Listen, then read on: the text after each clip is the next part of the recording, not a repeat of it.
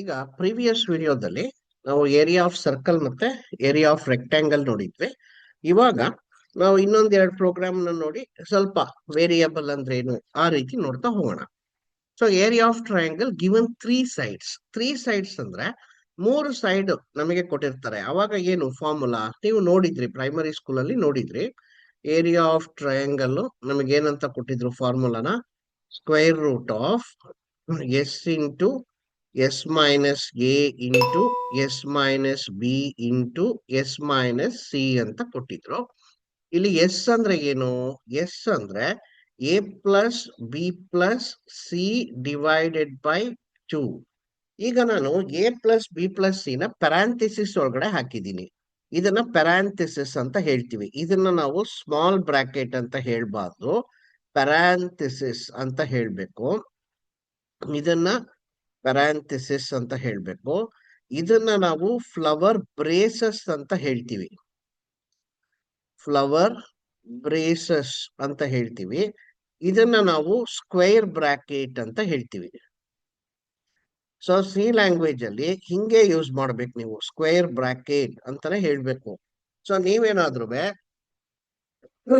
Normally mathematics teachers ಏನ್ ಮಾಡ್ತಾರೆ, small bracket, flower bracket, big bracket ಅಂತ ಹೇಳ್ತಾರೆ. ಮ್ಯಾಥಮೆಟಿಕ್ಸ್ ಅಲ್ಲಿ ಕರೆಕ್ಟ್. ಇವಾಗ ಇಲ್ಲಿ ನಾವು ಸಿ ಪ್ರೋಗ್ರಾಮಿಂಗ್ ಅಲ್ಲಿ ಪ್ಯಾರಾಂಥೆಸಿಸ್ ಅಂತಾನೆ ಹೇಳ್ಬೇಕು, ಇದನ್ನ ಫ್ಲವರ್ ಬ್ರೇಸಸ್ ಅಂತಾನೆ ಹೇಳ್ಬೇಕು, ಇದನ್ನ ಸ್ಕ್ವೇರ್ ಬ್ರಾಕೆಟ್ ಅಂತ ಹೇಳ್ಬೇಕು. ನೀವೇನಾದ್ರು small bracket, flower bracket, big bracket ಅಂದ್ರೆ ನೆಕ್ಸ್ಟ್ ಕ್ವಶನ್ ಯಾವ ಕಾಲೇಜು ಅಂತ ಕೇಳ್ತಾರೆ ಇಂಟರ್ವ್ಯೂಯರ್. ಹಂಗಾಗಿ ನೀವೇನ್ ಮಾಡ್ಬೇಕು, so parenthesis, flower braces, square bracket. ಇವಾಗ ನಾನು ಯಾಕೆ A plus B plus C ನ ಪ್ಯಾರಾಂಥಿಸಿಸ್ ಒಳಗಡೆ ಹಾಕಿದ್ದೀನಿ ಅಂದ್ರೆ reason ಇಷ್ಟೇನೆ.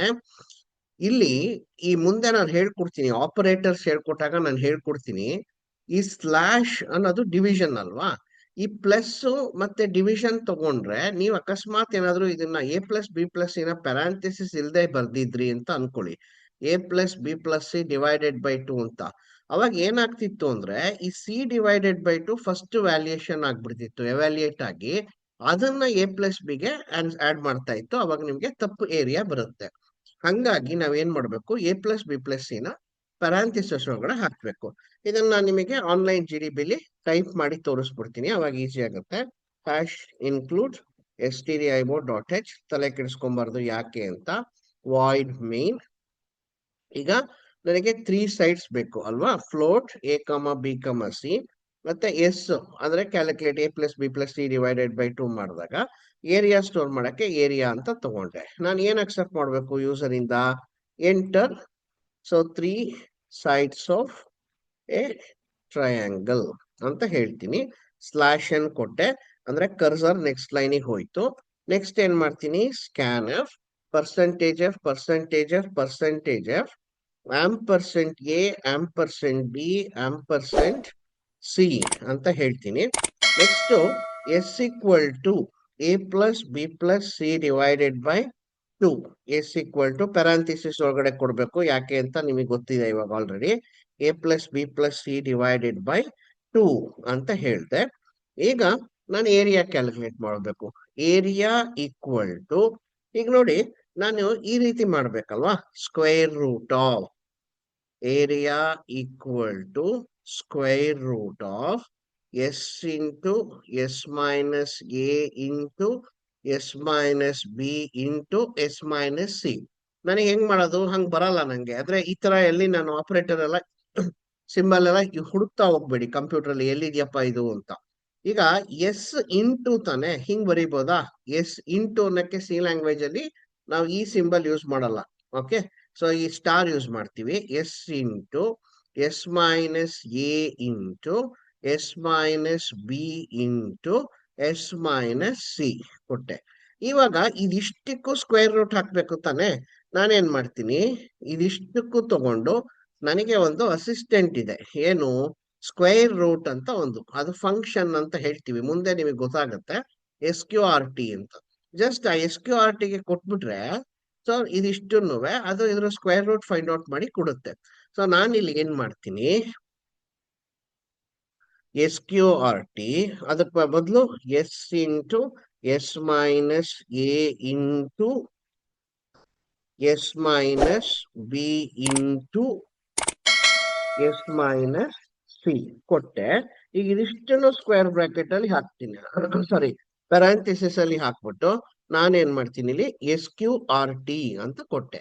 S Q R T function work ಆಗ್ಬೇಕು ಅಂದ್ರೆ ಮುಂದೆ ನಿಮಗೆ ಹೇಳ್ಕೊಡ್ತೀನಿ ಫಂಕ್ಷನ್ಸ್ ಅಂದ್ರೇನು, ಮತ್ತೆ ಇನ್ ಬಿಲ್ಟ್ ಫಂಕ್ಷನ್ಸ್ ಅಂದ್ರೇನು, ಯೂಸರ್ ಡಿಫೈನ್ಡ್ ಫಂಕ್ಷನ್ಸ್ ಅಂದ್ರೇನು.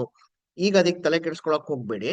ಇಲ್ಲಿ ಇನ್ನೊಂದು ಆಡ್ ಮಾಡಬೇಕು, ಹ್ಯಾಶ್ ಇನ್ಕ್ಲೂಡ್ ಮ್ಯಾಥ್ ಡಾಟ್ ಹೆಚ್.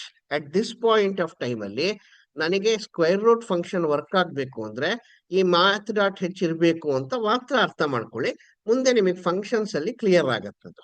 ನೆಕ್ಸ್ಟ್ ಏನ್ ಮಾಡ್ತೀನಿ, ಈಗ ಏರಿಯಾ ಪ್ರಿಂಟ್ ಮಾಡ್ತೀನಿ. So area of triangle equal to percentage F comma area ಅಂತ ಹೇಳ್ತೀನಿ. ಈಗ ನಾನು ವಾಯ್ಡ್ ಮೇನ್ ಕೊಟ್ಟಿರೋದ್ರಿಂದ ರಿಟರ್ನ್ 0 ಬೇಡ. ರನ್ ಮಾಡ್ತೀನಿ. ರನ್ ಮಾಡಿದಾಗ ನೋಡಿ ಇಲ್ಲಿ ಏನೋ ಮಿಸ್ಟೇಕ್ ಮಾಡಿದ್ದೀನಿ. ಏನ್ ಮಿಸ್ಟೇಕ್ ಮಾಡಿದ್ದೀನಿ, ಸೆಮಿಕೋಲನ್ ಕೊಟ್ಟಿಲ್ಲ. ಅದಕ್ಕೆ ಸೊ ಅಂಕಲ್ ಥ್ರೋ ಮಾಡ್ತಿದ್ದಾರೆ ಎರರು. ಈಗ enter 3 sides of A triangle. So ನಾನು 3 ಸೈಡ್ಸ್ ಆಫ್ ಎ ಟ್ರಯಾಂಗಲ್ ಕೊಟ್ಟೆ. ಅದೇನೋ ಟ್ರಯಾಂಗಲ್ದು ರೂಲ್ ಇದೆಯಲ್ಲ, so 2 sides should be greater than, ಅದನ್ನ ನೀವು ಫಾಲೋ ಮಾಡ್ಕೊಬೇಕು. ಸೊ ನಾನಿವಾಗ ಅದನ್ನ ಫಾಲೋ ಮಾಡ್ಬಿಟ್ಟು ಒಂದು ಕೊಡ್ತೀನಿ 5.6. ಸೊ ಇನ್ನೊಂದು 3.2 ಅಂತ ತಗೊಂಡು ಏರಿಯಾ ಆಫ್ ಟ್ರಯಾಂಗಲ್ ಕ್ಯಾಲ್ಕುಲೇಟ್ ಮಾಡ್ತು. ಇವಾಗ ಹೆಂಗ್ ವರ್ಕ್ ಆಯ್ತಿದು, ವೆರಿ ಸಿಂಪಲ್. ಸೊ ಈಗ ಲೈನ್ ನಂಬರ್ 5 ಬಂದ್ಬಿಡೋಣ ಡೈರೆಕ್ಟ್ ಆಗಿ. ಲೈನ್ ನಂಬರ್ 5 ಅಲ್ಲಿ ಏನಾಯ್ತು, ನಾನು ಏನ್ ಕೇಳ್ತಾ ಇದ್ದೀನಿ, ನನಗೆ ಎಷ್ಟು ಬಾಕ್ಸ್ ಬೇಕು, 1 2 3 4 5 ಬಾಕ್ಸ್ ಬೇಕು. ಆ 5 ಬಾಕ್ಸ್ ಅಲ್ಲಿ ನಾನು ಫ್ಲೋಟಿಂಗ್ ಪಾಯಿಂಟ್ ನಂಬರ್ ಸ್ಟೋರ್ ಮಾಡ್ತೀನಿ ಅಂತ ಹೇಳ್ತಿದ್ದೀನಿ. ಅಂದ್ರೆ 5 ಬಾಕ್ಸ್ ಸಿಗುತ್ತೆ ನನಗೆ. ಒಂದು ಬಾಕ್ಸ್ ಎ, ಬಿ, ಸಿ ಮತ್ತೆ ಎಸ್ ಅಂತ ಇನ್ನೊಂದು ಬಾಕ್ಸು ಏರಿಯಾ. ಸರ್ ಏನಾದ್ರೂ ರೂಲ್ ಇದೆಯಾ ಸರ್ ಇದಕ್ಕೆ ಎ ಬಿ ಸಿ ಏರಿಯಾ ಹಂಗೆ ಕೊಡ್ಬೇಕು ಅಂತ, ಅಥವಾ ಪಿಂಕಿ ಟಾಮಿ ರೋಸಿ ಸೊ ಚಿಂಟು ಮಿಂಟು ಪಿಂಟು ಕೊಡ್ಬೋದಾ ಸರ್? ಕೊಡ್ಬೋದು, ನೀವ್ ಏನ್ ಬೇಕಾದ್ರೂ ಕೊಡ್ಬೋದು. Enter 3 sides of A triangle, line number 6. Line number 6 enter 3 sides of A triangle output screen ಅಲ್ಲಿ ಬಂತು. ಇದನ್ನ ನೋಡ್ಕೊಂಡು ಏನ್ ಮಾಡಿದ್ರಿ ನೀವು, 3 ವ್ಯಾಲ್ಯೂಸ್ ನ ಬರೆದ್ರಿ ಅಲ್ವಾ? ಇಲ್ಲಿ 3 ವ್ಯಾಲ್ಯೂಸ್ ನ ಕೊಟ್ರಿ, 4.5, 5.6, 3.2 ಅಂತ. ಈ 3 ವ್ಯಾಲ್ಯೂಸ್ ಎಲ್ಲಿಗೆ ಹೋಗಿ ಕೂರ್ತು, ಎ ಮತ್ತೆ ಬಿ ಮತ್ತೆ ಸಿ ಗೆ ಹೋಗಿ ಕೂರ್ತು. ಸೊ 4.5 ಅನ್ನೋದು ಎ ಗೆ ಹೋಗಿ ಕೂತ್ಕೊಂತು. ಸೊ 5.6 ಅನ್ನೋದು ಬಿ ಗೆ ಹೋಗಿ ಕೂತ್ಕೊಂತು. ನೆಕ್ಸ್ಟ್ 3.2 ಅನ್ನೋದು ಸಿ ಗೆ ಹೋಗಿ ಕೂತ್ಕೊಂತು. ಈಗ ಏನ್ ಮಾಡ್ತೀವಿ, A plus B plus C divided by 2. So ಅದಷ್ಟನ್ನು A plus B plus C add ಮಾಡಿ ಡಿವೈಡೆಡ್ ಬೈ 2 ಮಾಡಿದಾಗ ಆ ಆನ್ಸರ್ ಹೋಗಿ ಏನಾಯ್ತು, ಎಸ್ ಗೆ ಕೂತ್ಕೊಂತು. ನಾವೇನ್ ಮಾಡಿದ್ವಿ, S square root of S, ಆ ವ್ಯಾಲ್ಯೂ ಏನಿದೆ ಅದಿಲ್ಲಿ ಸಬ್ಸ್ಟಿಟ್ಯೂಟ್ ಮಾಡಿ, ಎಸ್ ಮೈನಸ್ ಎ ಸಬ್ಸ್ಟಿಟ್ಯೂಟ್ ಮಾಡಿ, ಎಸ್ ಮೈನಸ್ ಬಿ ಸಬ್ಸ್ಟಿಟ್ಯೂಟ್ ಮಾಡಿ, ಎಸ್ ಮೈನಸ್ ಸಿ ಮಾಡಿ, ಏನ್ ಬಂತು ಏರಿಯಾ, ಅದು ಇಲ್ಲಿಗೆ ಹೋಗಿ ಕೂತ್ಕೊಂತು 7.196715. ಸೊ ಇವಾಗ ಏರಿಯಾ ಆಫ್ ಟ್ರಯಾಂಗಲ್ ಏನ್ ಡಬಲ್ ಕೋರ್ಸ್ ಇದೆ ಅದಷ್ಟು ಹಂಗೆ ಡಿಸ್ಪ್ಲೇ ಆಗುತ್ತೆ. Area of triangle equal to ಈ ಪರ್ಸೆಂಟೇಜ್ ಎಫ್ ಅಂದ್ರೆ ಏನು, ಏರಿಯಾದಲ್ಲಿ ಏನಿದೆ ಅದು ಡಿಸ್ಪ್ಲೇ ಆಯ್ತು. ಆಫ್ಟರ್ ಡೆಸಿಮಲ್ ಪಾಯಿಂಟ್ ನಮಗೆ 6 ಡಿಜಿಟ್ಸ್ ಬರುತ್ತೆ. ಟೈಪ್ ಮಾಡಿ, ಈ ಪ್ರೋಗ್ರಾಮ್ ಅನ್ನ ನೀವು ಟೈಪ್ ಮಾಡಿ ನೋಡಿದ್ರೆ ಮಾತ್ರ ನಿಮ್ಗೆ ಅರ್ಥ ಆಗದು. ಈಗ ನೆಕ್ಸ್ಟ್ ಇನ್ನೊಂದು ಪ್ರೋಗ್ರಾಮ್ಗೆ ಹೋಗೋಣ. ಸೊ ಏನಿದು, ಸಿಂಪಲ್ ಇಂಟ್ರೆಸ್ಟ್ ಕ್ಯಾಲ್ಕುಲೇಟ್ ಮಾಡೋದು ಗೊತ್ತು ನಿಮ್ಗೆ. ಸೊ ಏನು, so simple interest equal to P T R divided by 100. P T R ಅಂದ್ರೆ ಪಿ ಅಂದ್ರೆ ಪ್ರಿನ್ಸಿಪಲ್, ಟಿ ಅಂದ್ರೆ ಟೈಮ್, ಆರ್ ಅಂದ್ರೆ ರೇಟ್ ಆಫ್ ಇಂಟ್ರೆಸ್ಟ್ ಅಂತ ಹೇಳ್ತೀವಿ. ಅದಷ್ಟನ್ನು ಡಿವೈಡೆಡ್ ಬೈ 100 ಮಾಡಿದ್ರೆ ಆಯ್ತು ಅಷ್ಟೇನೆ. Very simple. ಸೊ ಇದಕ್ಕೊಂದು ಪ್ರೋಗ್ರಾಮ್ ಬರೆಯೋಣ. ಸೊ ಇವಾಗ ಇದಿಷ್ಟನ್ನು ನಾನು ಎರೇಸ್ ಮಾಡ್ತೀನಿ. Void main, so float P T R S I ಅಂದ್ರೆ ಸಿಂಪಲ್ ಇಂಟ್ರೆಸ್ಟ್ ಅಂತ. So print F enter values for P T and R. ಈಗ ಇಲ್ಲಿ scan F, percentage F ampersand P ampersand T ampersand R ಅಂತ ಹೇಳ್ತೀನಿ. ಈಗ S I equal to P into T into R divided by 100. Sir A plus B plus C ನ parenthesis ಅಲ್ಲಿ ಹಾಕಿದ್ರಿ, PTR ಅನ್ನ ನೀವು ಪ್ಯಾರಾಂಥಿಸಿಸ್ ಅಲ್ಲಿ ಹಾಕಿಲ್ಲ, ಯಾಕೆ ಸರ್ ಪಾರ್ಶಿಯಾಲಿಟಿ ಅಂತ ಕೇಳ್ಬೋದು. ಇಂಟು ಮತ್ತೆ ಸ್ಲಾಶ್. ಇಂಟು ಅಂದ್ರೆ ಮಲ್ಟಿಪ್ಲಿಕೇಶನ್, ಸ್ಲಾಶ್ ಅಂದ್ರೆ ಡಿವಿಷನ್ ಮಾಡಿ ಕೋಶಂಟ್ ಕೊಡತ್ತಿದ್ದು, ರಿಮೈಂಡರ್ ಕೊಡಲ್ಲ. ರಿಮೈಂಡರ್ ಬೇಕು ಅಂದ್ರೆ ನಾವು ಮಾಡ್ಯುಲಸ್ ಅಂತ ಒಂದು ಆಪರೇಟರ್ ನ ಯೂಸ್ ಮಾಡ್ತೀವಿ, ಅದು ರಿಮೈಂಡರ್ ಕೊಡುತ್ತೆ ನಮಗೆ. ಸೊ ಈಗ ಈ ಮೂರು ಆಪರೇಟರ್, ಸ್ಟಾರ್ ಆಗಿರ್ಬೋದು, ಸ್ಲಾಶ್ ಆಗಿರ್ಬೋದು, ಮಾಡ್ಯುಲಸ್ ಆಗಿರ್ಬೋದು, ಅದು ಸೇಮ್ ಪ್ರಿಯಾರಿಟಿ ಆದ್ರಿಂದ ಸೊ ಇಲ್ಲಿ ನಾವು ಪ್ಯಾರಾಂಥಿಸಿಸ್ ಕೊಡೋ ಅವಶ್ಯಕತೆ ಇಲ್ಲ. ಯಾಕೆಂದ್ರೆ ಲೆಫ್ಟ್ ಟು ರೈಟೇ ಎವ್ಯಾಲ್ಯೂಯೇಟ್ ಆಗುತ್ತದು.